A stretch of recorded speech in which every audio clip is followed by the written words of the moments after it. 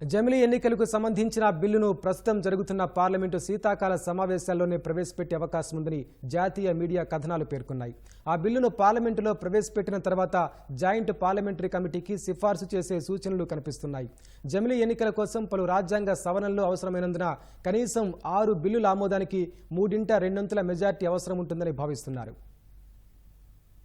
జమిలీ ఎన్నికలపై మరో ముందడుగు పడనున్నట్లు తెలుస్తోంది. ప్రస్తుతం కొనసాగుతున్న పార్లమెంటు శీతాకాల సమావేశాల్లోనే దీనికి సంబంధించిన బిల్లును ప్రవేశపెట్టే అవకాశం ఉందని సంబంధిత వర్గాల సమాచారం. ఆ తర్వాత దీనిపై విస్తృత చర్చల కోసం జాయింట్ పార్లమెంటరీ కమిటీకి సిఫార్సు చేసే సూచనలు కనిపిస్తున్నాయి. దేశవ్యాప్తంగా ఒకేసారి ఎన్నికల నిర్వహణకు సంబంధించి మాజీ రాష్ట్రపతి రామ్నాథ్ కోవింద్ రూపొందించిన నివేదికను కేంద్ర కేబినెట్ ఇటీవల ఆమోదించింది. సుప్రీంకోర్టు మాజీ ప్రధాన న్యాయమూర్తులు, హైకోర్టు న్యాయమూర్తులతో సహా 32 పార్టీలు, పలువురు ప్రముఖులు దీన్ని సమర్థించారు. జమిలీ ఎన్నికల కోసం కొన్ని రాజ్యాంగ సవరణలను కోవింద్ ప్యానెల్ సిఫార్సు చేసింది. ఇందుకోసం కనీసం 6 బిల్లులను పార్లమెంట్లో 3/2 మెజార్టీతో ఆమోదించుకోవాల్సిన అవసరం ఉంది. ప్రస్తుతం ఎన్డీఏకు లోక్సభ, రాజ్యసభలో సాధారణ మెజార్టీ మాత్రమే ఉంది. పార్లమెంటు ఉభయ సభల్లో 3/2 మెజార్టీ పొందడం కష్టసాధ్యమైన పనే.